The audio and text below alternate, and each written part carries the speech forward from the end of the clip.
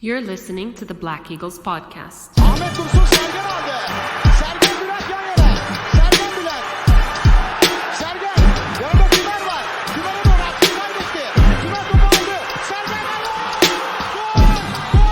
Gol. Sergen attı. Sergen attı. Şampiyonluk geldi. Sergen attı. Şampiyonluk geldi.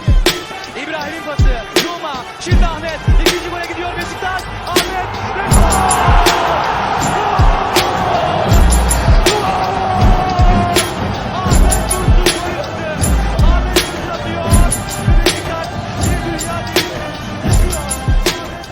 And welcome back, everybody. This is episode 248 of the Black Eagles podcast. And I'm your host, Sinan. Right. Live from New York City, where it's beginning to feel a little bit like the fall. Or autumn, if you're into that sort of thing. Of course I'm here to talk about the big match against Giresun on the road, worth noting. And we'll talk a little bit about the history of our quote-unquote rivalry, of which there is very little. Kind of an interesting side note. Obviously we're here to talk about the match against Giresun on the road. We're here to catch up with everything that's occurred since. Not much on the news front, to be 100% honest. Like, the only real news is that the bigger names are back from injury, as far as Rachid Ghazal, Georges Cavin, and Kudu. They'll both be available for our next match against Giresunspor. And that's obviously great news. I've spoken at length on this podcast about how our defense has proven to be a legitimate, solid unit, but our attack has struggled at times quite a bit. At times it's looked okay, but we need to get it together. So that is the great news. And there's some other stuff to talk about anyway, but let's get into it. As of right now. So, besides that, right? Guys back from injury, important guys that we've been quite in need of. Certainly, if you look for a weakness in our side, that would be it, our attack. And I think the most obvious answer to that problem is that, hopefully getting guys back, right, will help us. So along those lines, how would we do one more time without them, I guess, is the big question. And before I talk about, the lineups and what that would look like without Ghazal and Kudu available as starters, we should probably talk a little bit about, as I mentioned briefly, the history between these two clubs. And the reason I mention it is, first of all, let's talk about their form, specifically. Not fantastic. They beat Galatasaray, which is worth noting. They lost to Adana Demir. But they beat Galatasaray 0-1, so on the road, interestingly. Then they beat Kasım Pasha at home. Not exactly a huge feat this season, especially early on in the year. And so you looked at that and you thought, okay, that's a pretty decent start to the season for the likes of Giresunspor, 2 wins and a loss out of the first 3, right? But as you might expect, theirs was a side due for correction. They followed up that pretty decent start by losing to Kayseri 3-0 on the road, and then losing to Konyaspor 0-1 at home. To be fair, I think just about everyone loses to Konyaspor 0-1. That seems to be just what people do. Credit to them, by the way. They've really, they had a rough start to the year, but they've found their form again, and they're playing their brand of football. A defensive brand. I spoke about that last week, how, if we could match their defensive ability with, pairing that with all the talent we have in attack, that would be a formidable look. I'm sure Ilhan Palut would love some of our options in attack. But anyhow, Fatih Karagümrük would then draw Giresun at home. Fatih Karagümrük, a side that also started off quite poorly, sort of found their form. At least, they have some sense of what they're doing, it seems. We'll talk about what they've pulled off this week, which was not much, to be fair. And then finally, they visited Alanyaspor. So after those two losses I mentioned, a draw against Fatih Karagümrük on the road, and then a draw against Alanya on the road. So 2 road matches, 2 decent results for them. So they sort of picked things back up, I guess you could say, just in time for us, which is, the luck that we typically have. And so I mentioned earlier our history with them. My app doesn't go far enough back. I don't know when Giresun was last in the Super League, or even if they were, to be honest. I'm not that much of a Super League historian. I mean, at least it wasn't the case in my lifetime that they were. So I don't know if this is like the full history or not, but last year we played Giresun twice. And we have yet, or I should say we had yet coming into this match, we had yet to defeat them, which is actually noteworthy. I mentioned that they'd beaten Galatasaray already this season. Last year, in Giresun, we drew 0-0. After, in the first half of the season, losing to them 0-4.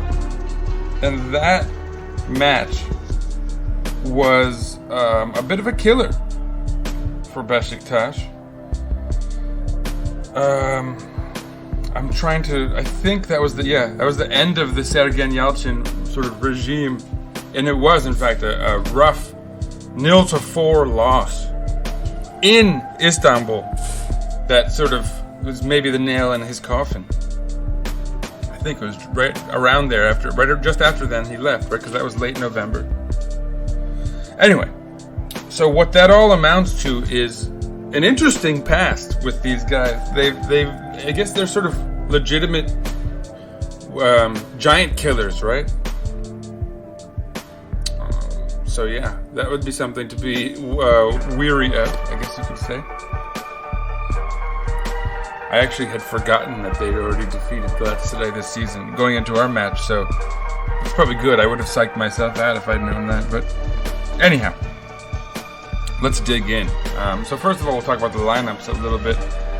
For them, they had Onurcan Piri, 28-year-old Turkish goalkeeper, manning their goal quite well. I'll give him credit for that. This is a bit of a spoiler alert.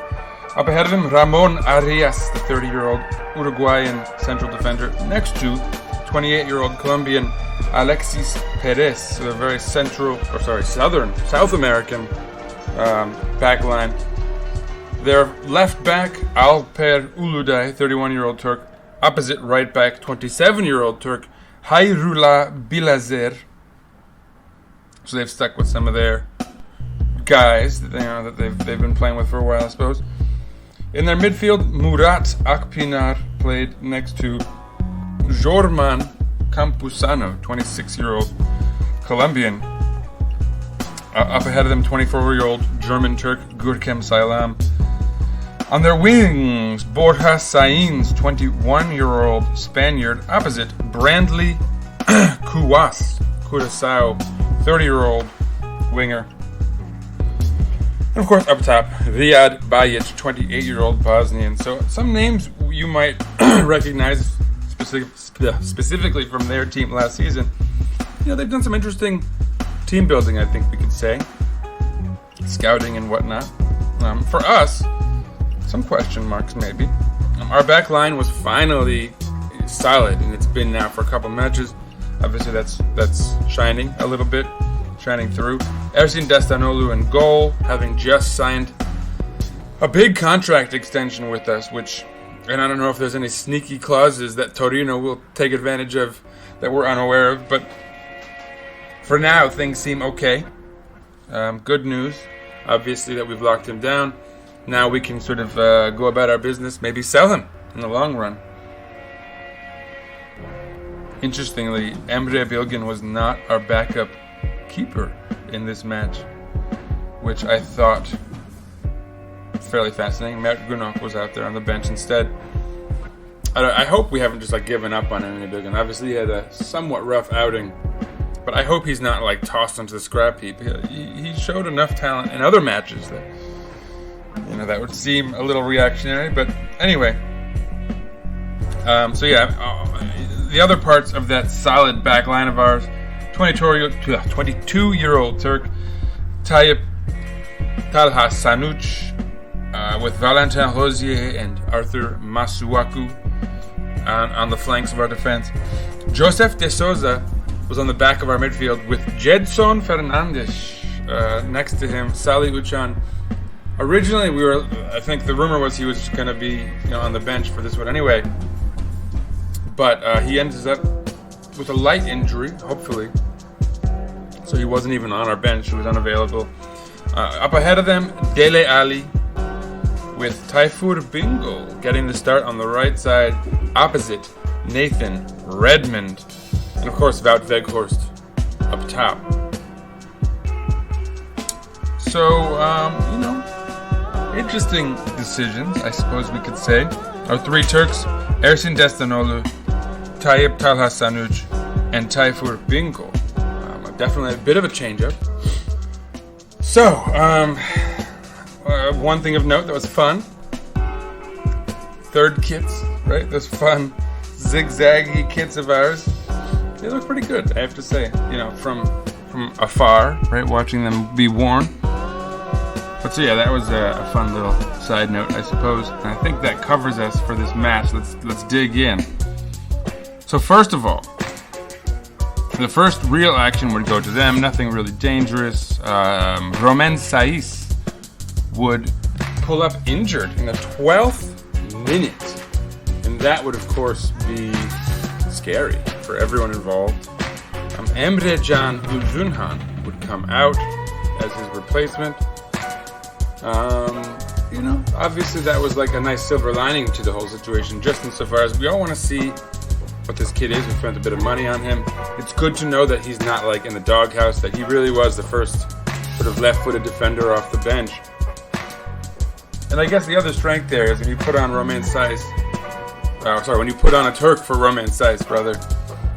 Now you've got that fourth Turk out there. You have a little more flexibility with substitutions and whatnot. So,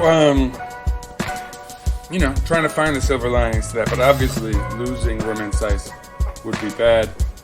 The long-term prognosis is that he's not likely to feature against Trabzonspor, but it's not a long-term injury. He should be fine. For any Moroccans out there worried about his World Cup appearance, I don't think that's at risk, so fear not. But so yeah, 13th minute yellow card from Murat Akpinar. And 14th minute, now we're talking. A free kick by Arthur Masuaku, really well placed, right into the path of Tayyip Talha Sanuc. He's kicked in the head, the ball drops down off of sort of incidental contact at that point, into the path of Weghorst, who sort of dives in for it. I don't think he makes contact. The defender, gets in the way, sort of bumping it back into the air, into the direction of Emre Can Uzunhan, so sort of trickling in front of the goal. I think he makes contact with it. It's possible it comes off the defender, but anyway, it sort of bounces back to Tayyip Talha Sanuc, who sort of just like taps it into the back of the net while sitting on the ground. Now, supposedly he's offside. Again, I'm not entirely certain that the last contact before it reaches him is by Emre Can Uzunhan, that in fact he can even be offside. But it is whistled as such. But it's okay, because there's a penalty called on the contact, on the dangerous kick and contact with Tayyip's head. I'm a little curious how there's no card handed out for that as such, right? That's a dangerous play, obviously. Big kick in the air that makes contact with the dude's head. And it's enough to call the foul and give a penalty, so therefore, right? I don't know how they avoid getting cards there, but anyhow, Wout Weghorst steps up to take the penalty kick. It looks like even though they've maybe robbed us of a goal, we're going to get the chance to put it back in the net regardless, and Wout Weghorst is saved. Kind of a poor effort to the right, low, relatively easily saved, kind of telegraphed as well. So, I'm not sure about Weghorst gets the call for the next penalty kick. Not that he shouldn't. I think it's, everyone has kick saves here and there. And he was iced. They took a 7-minute break between the foul and the decision. Huge referee screw up there, in my opinion. But anyway, whatever. We look past it. In fact, we go right back on the attack. And that Weghorst is like crossing the ball, pinging it around the pitch, so he's not too impacted. It looks like fine. Whatever. 26th minute, Valentin Rosier gets a yellow card. I don't even recall it, to be honest. 29th minute, another free kick. Masuaku sends it into the box pretty well for Joseph de Souza, who I think the ball is like defended out. No, I'm sorry, wait, this is what happens. The free kick, it gets defended out. It caroms back out into the direction of Jedson, who finds Joseph, who does this sort of clever little ball, like poor cross, but it's into an area like poorly connected with, but it's well placed because it's an area where only Beşiktaş guys are. Tayfur Bingöl sort of steps back into that space, gets the ball, makes a nice run, actually.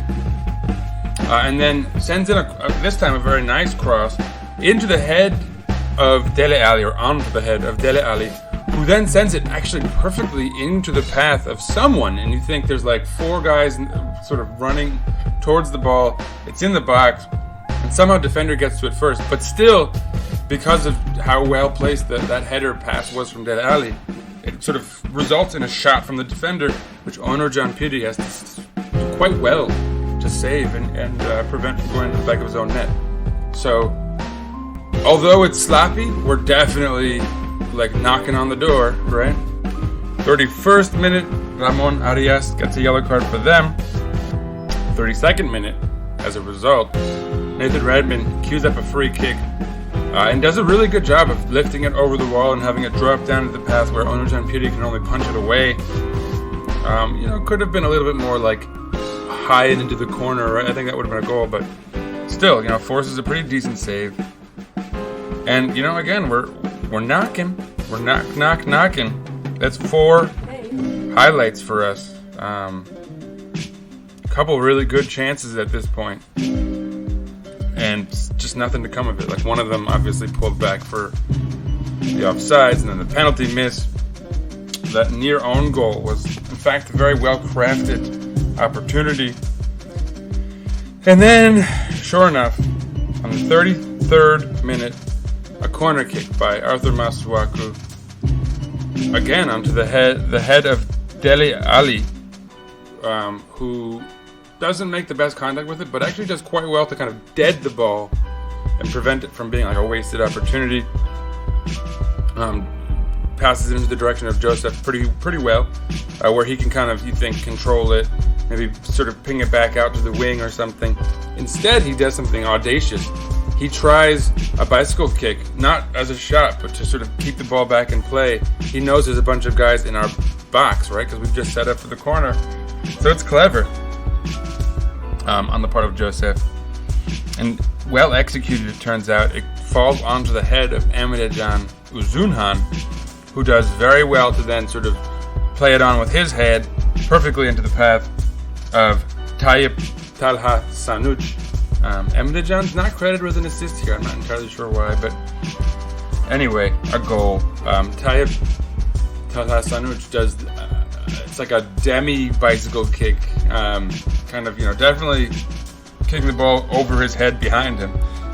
Doesn't quite jump up, kind of avoids it being dangerous even, cleverly. But it's perfectly placed over the keeper into the side netting. I mean, it's a worldie, honestly. I'm sure it showed up on highlights. I wish I'd seen Sports Center that night. I wouldn't be surprised if it had been on there. But yeah, heck of a goal in the 33rd/34th minute.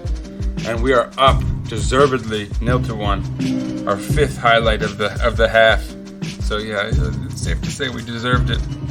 3 minutes into extra time, Jorman Campuzano gets himself a yellow card right after a fantastic opportunity for Beşiktaş. Tayfur Bingöl runs in from the right side, jukes left, right, gets around 2 defenders, has Wout Weghorst rushing in, kind of going around the last defender. So if he sends it hard and low, Wout Weghorst is likely there at the far post to put it in the back of the net. He could put it high up in the air, and he could probably get to it with his head.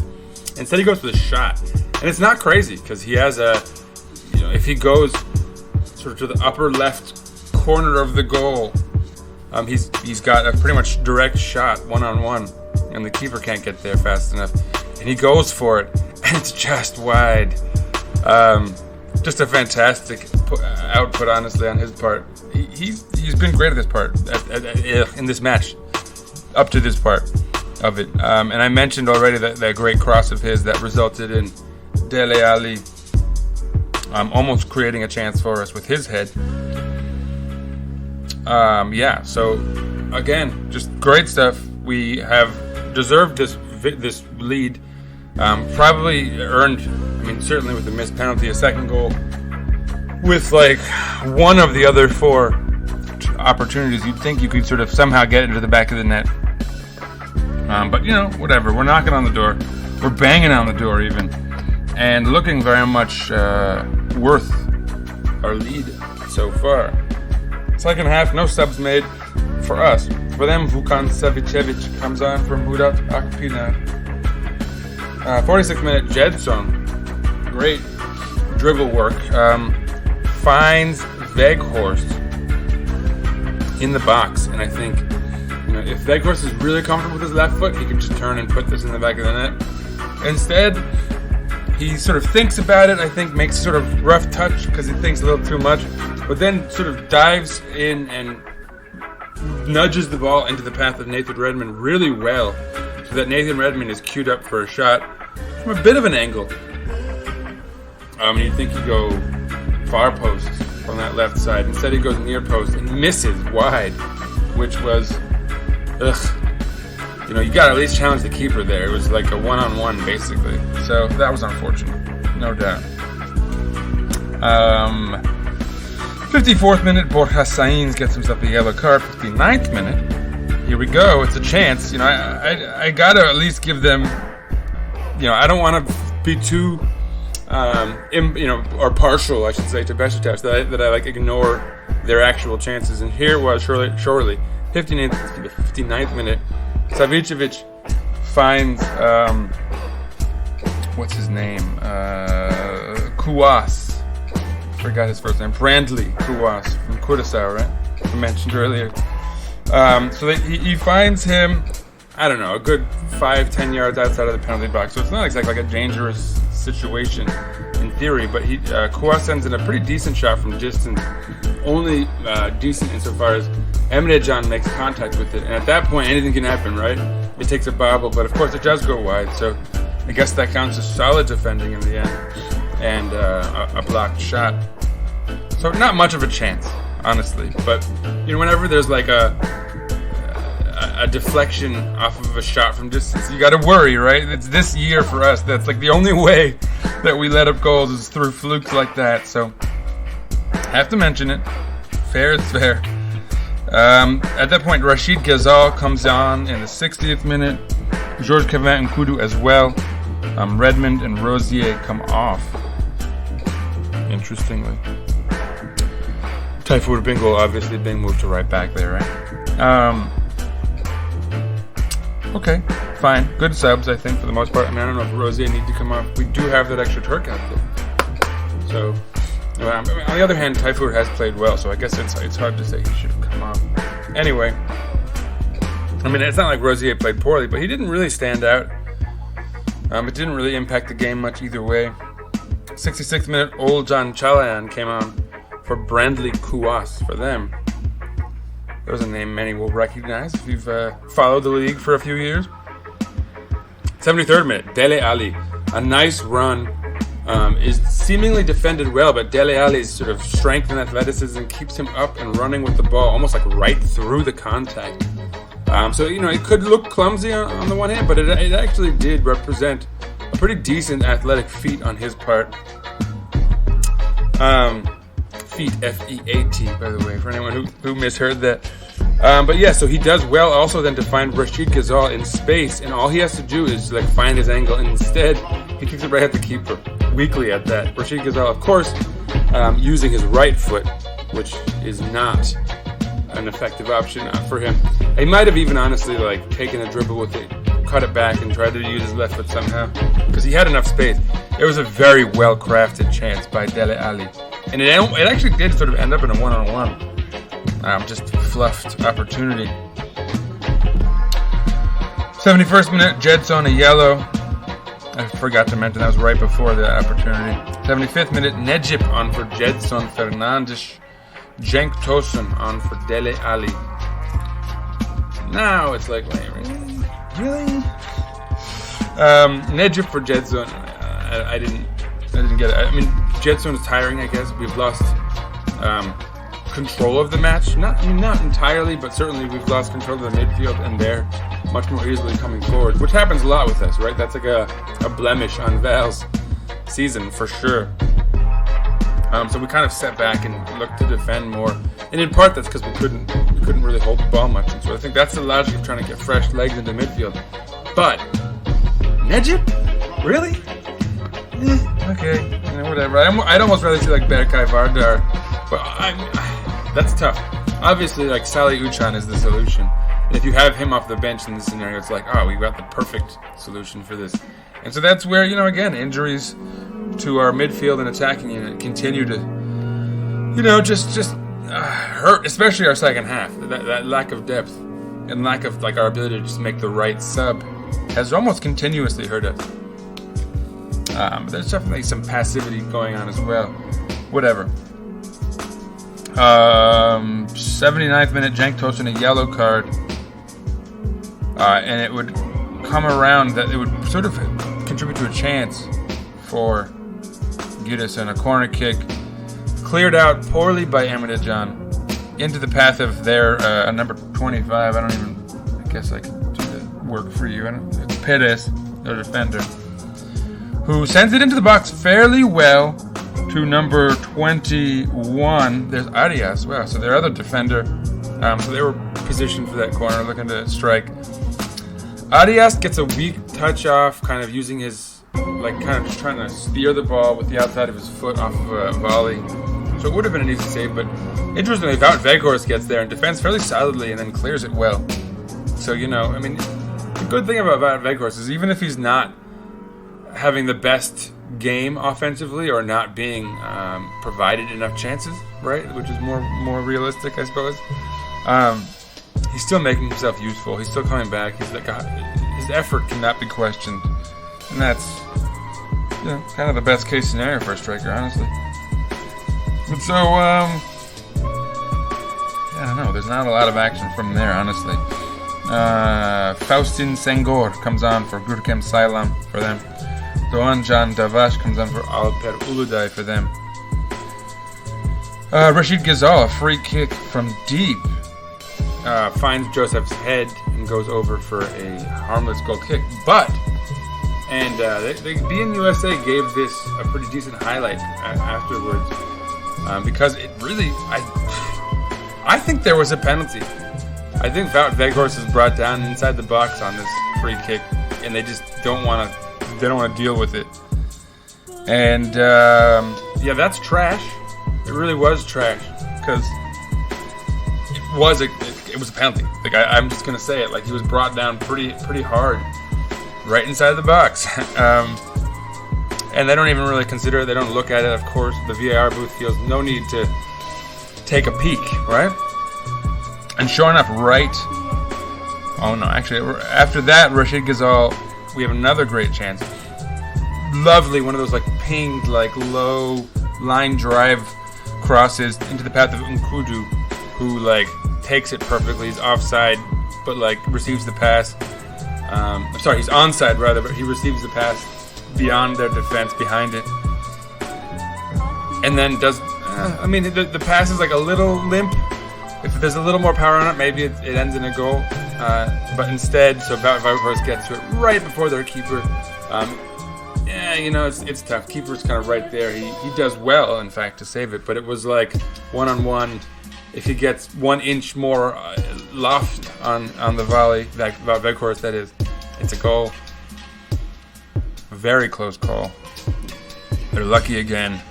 And their keeper, credit to him.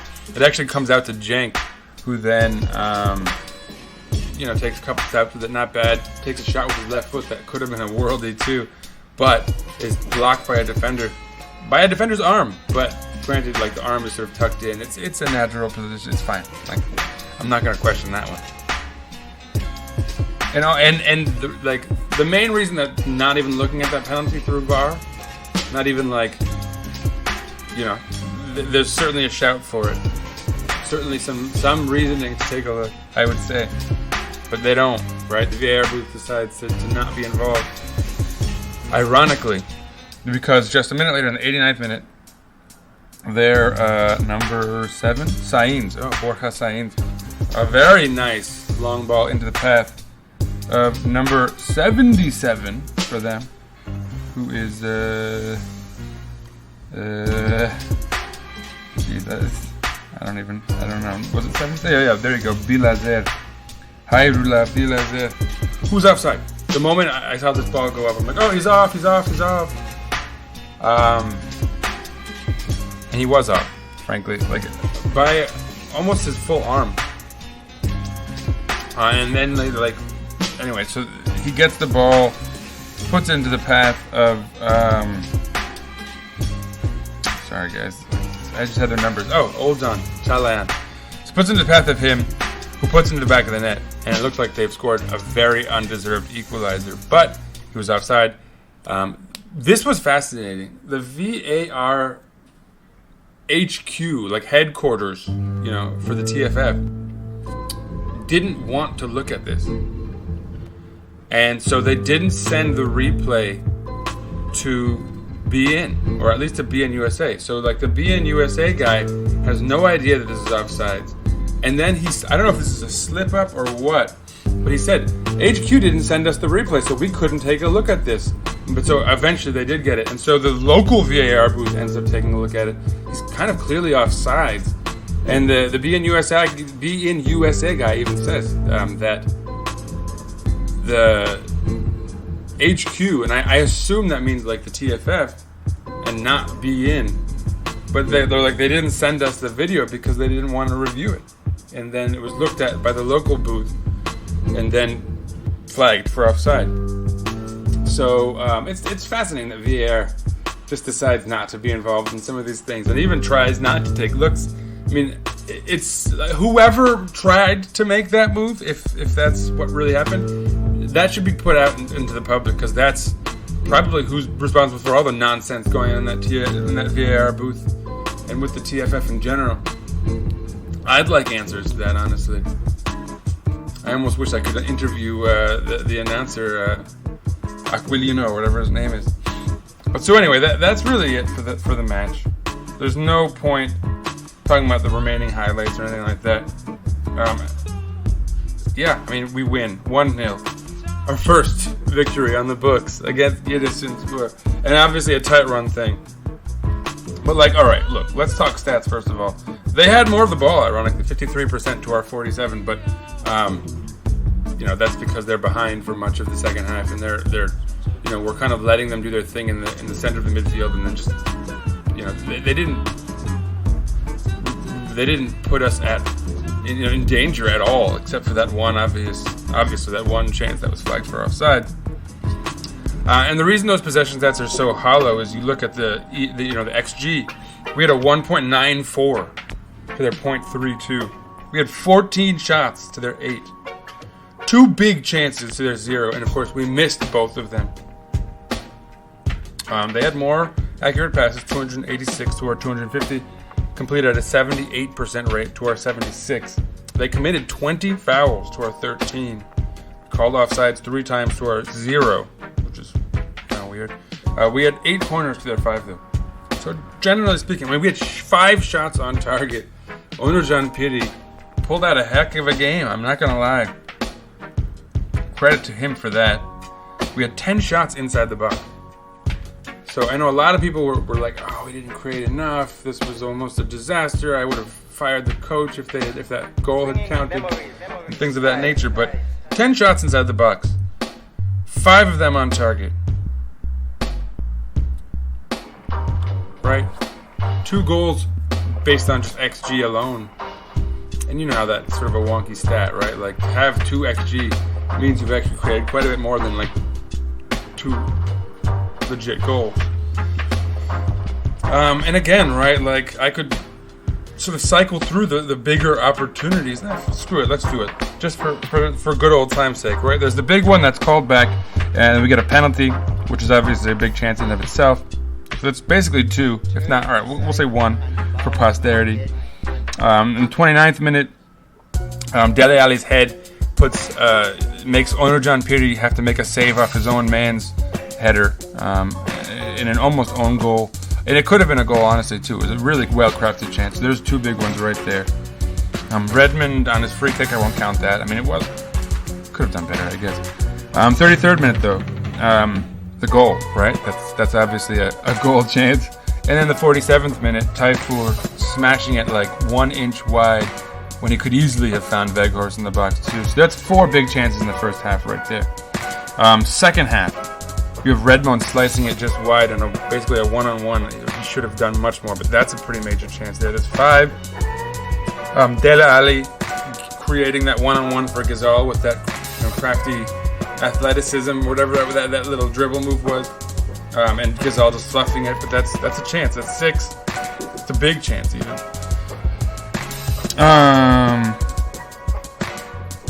The pen, I'm not gonna, the Weghorst pen is whatever, but certainly that final chance where Ghazal pings it to Nkudu, who puts it like Weghorst is literally 1 inch from putting it in the back of the net, 1 inch low.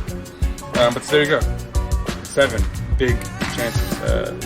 My boy Kartal out there, if you're listening, that's what you were waiting for. And I recommend folks watch the highlights if they don't believe it. I know it felt heavy as that second half wore on, and like they were holding much of the ball, and they weren't really posing any threat, to be honest. But certainly, they were there. Sorry, siren time. Yeah, but so I don't know. A lot of people are down on our attacking, which is we have not been good enough. But we've also been lacking major pieces every match so far. Yeah, obviously, hopefully going forward, it's a different story. We'll have everyone back. Hopefully everyone stays healthy. The bad news here, Emre Can Uzunhan injured himself late in this one.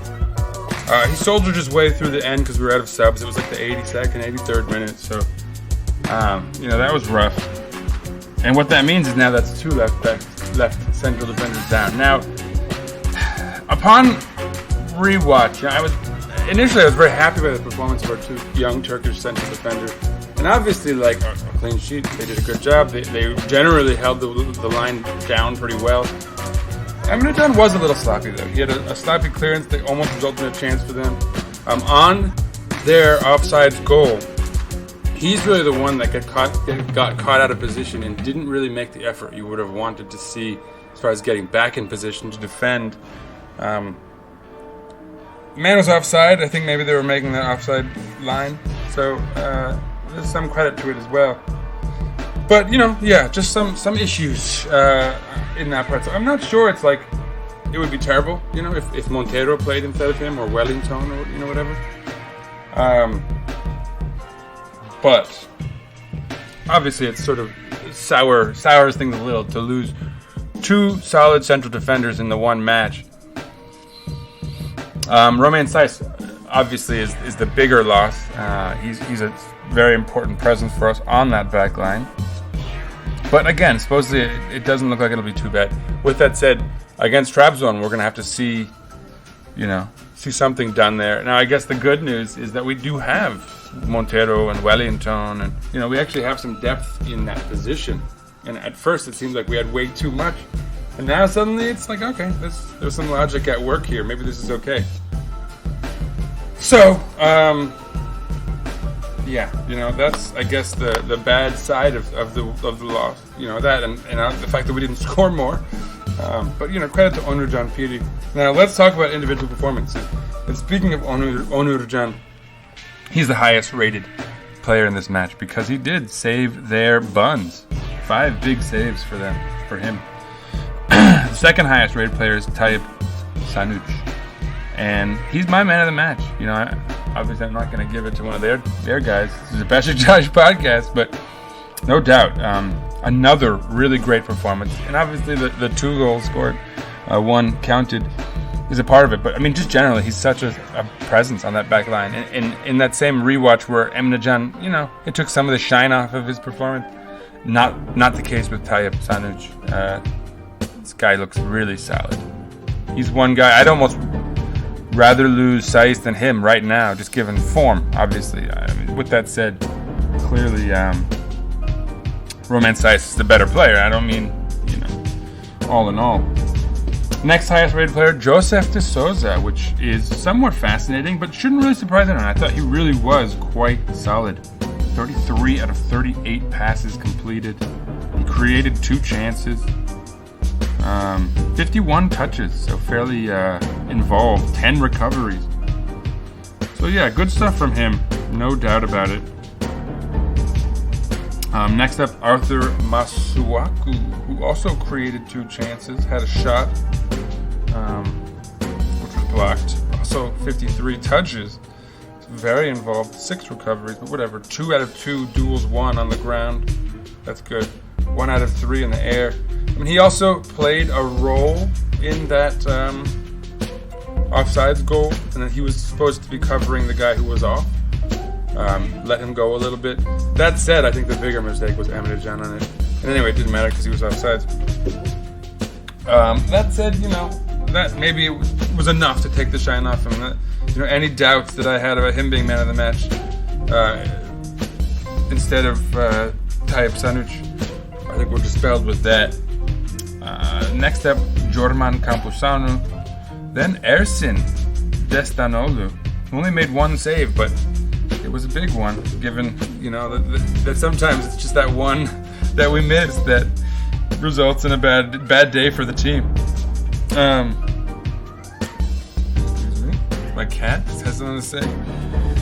Then you've got Ramon Arias and Tayfur Bingöl, Emrecan Üzünhan, and Nathan Redmond as the last guy logging in at above a 7. He's a 7 exactly.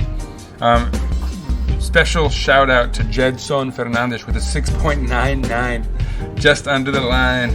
But so yeah, 10 guys with a 7 or above, and 1, 2, 3, 4, 5, 6, 7 of them, 7 of the 10 Beşiktaş players. So, the stats show it. Beşiktaş was the better side. And so, my man of the match, Tayyip Sanuc.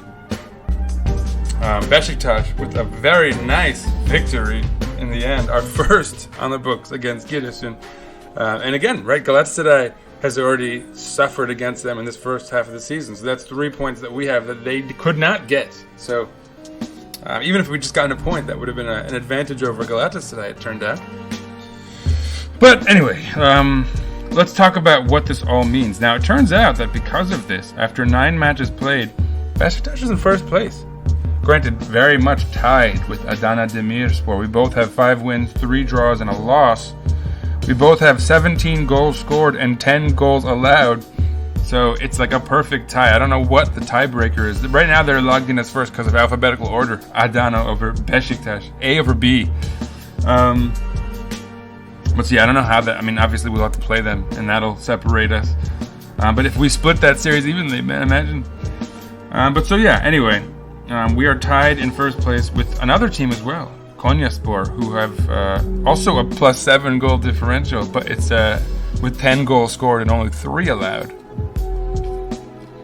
So, I think the goals scored gives us the advantage over them. In that next bunch, we have Fener, Başakşehir, and Galatasaray with only 8 matches played. So they all have a game in hand, and they all have 17 points. 5 wins, 2 draws, and 1 loss. So obviously they would theoretically be favorites to pass us. All three of them in theory. So, we could be in 4th place. But only 2 points behind them. And that's if they were all to win. Now, it's worth mentioning, Fener, their next match is going to be in the Europa League, but they have Ankaragücü in Ankara next week. Could be tough, but they shouldn't really struggle with that. They did very much struggle with Fatih Karagümrük getting lucky, 5-4 victors, scoring that 5th goal very late. It was Michy Batshuayi in off the bench, and they lucked out. They got a very questionable penalty call in their favor, which already makes it 4-4. Imagine they'd drawn Fatih Karagümrük. Yeah, I mean they're hardly like coasting. They're still scoring, obviously, very easily. 5 goals didn't hurt, and they scored 2 goals midweek in the Europa League as well. The fact that we held them to no goals is still a feat, a very good one, something worth being proud of even. But the fact that they allowed 4 goals to Fatih Karagümrük is pretty wild. Hope that Ankara can do well. There is some good news, however, that the week after their Ankaragücü match, they're playing Başakşehir at home. So one of those 2 suckers has to lose points, and if they can draw, well, theoretically pass them both.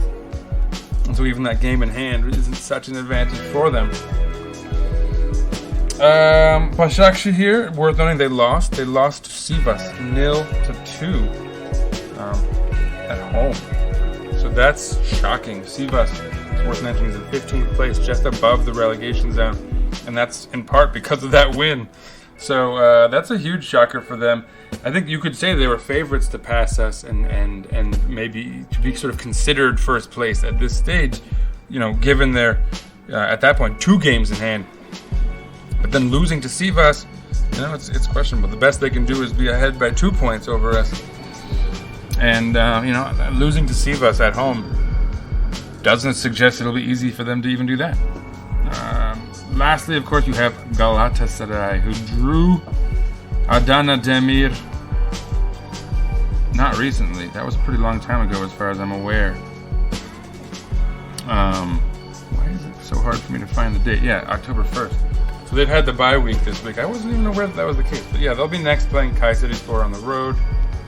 I don't know what that'll mean for them. Kayseri's actually having a pretty decent year. 13 points to their 17. They could give them some trouble.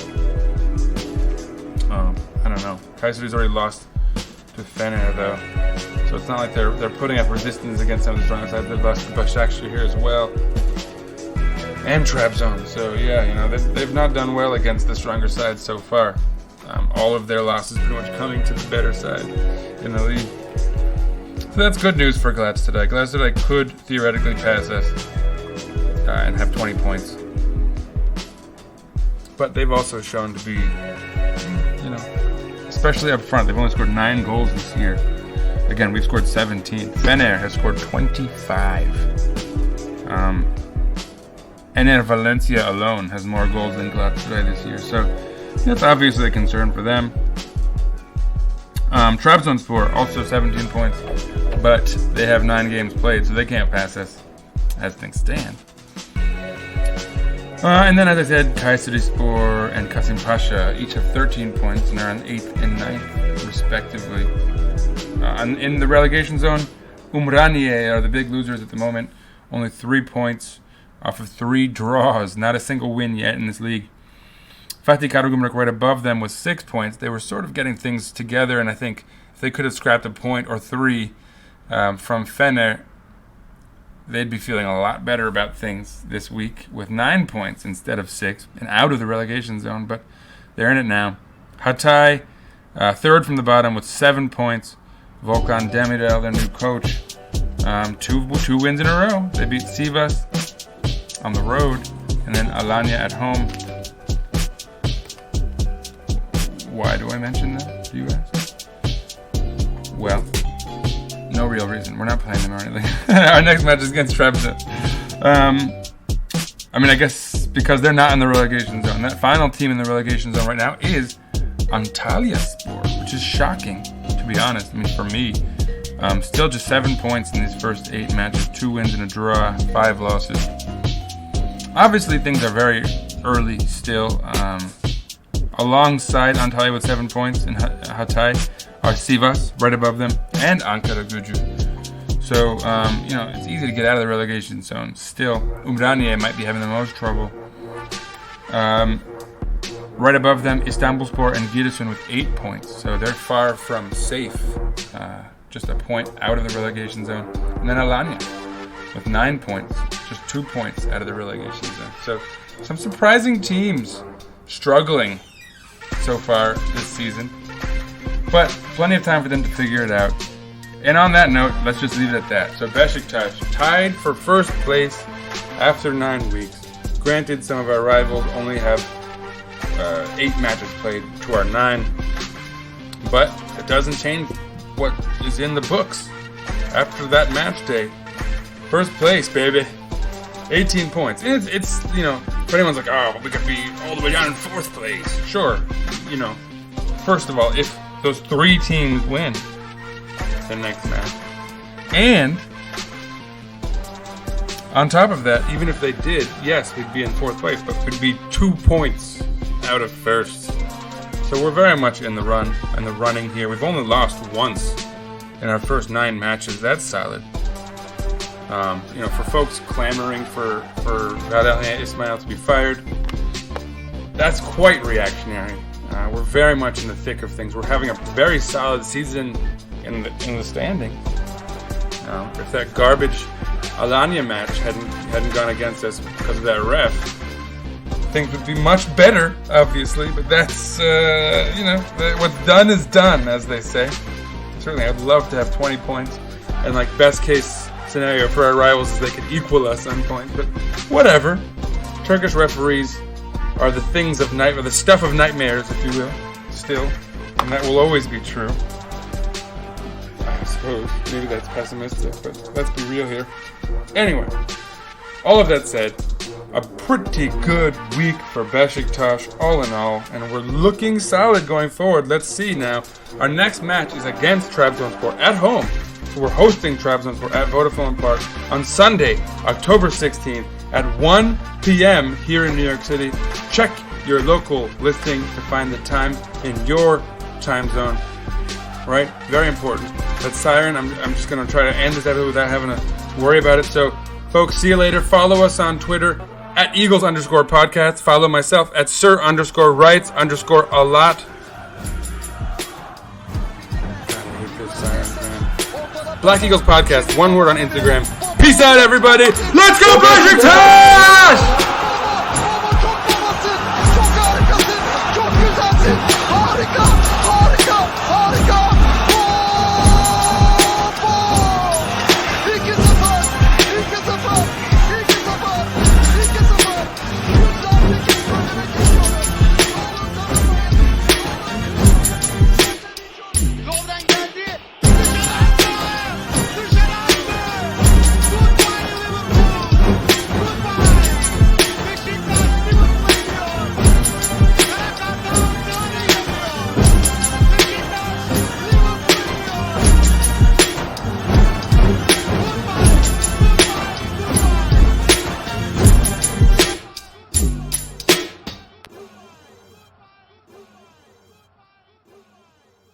Beşiktaş International hopes you enjoyed this program.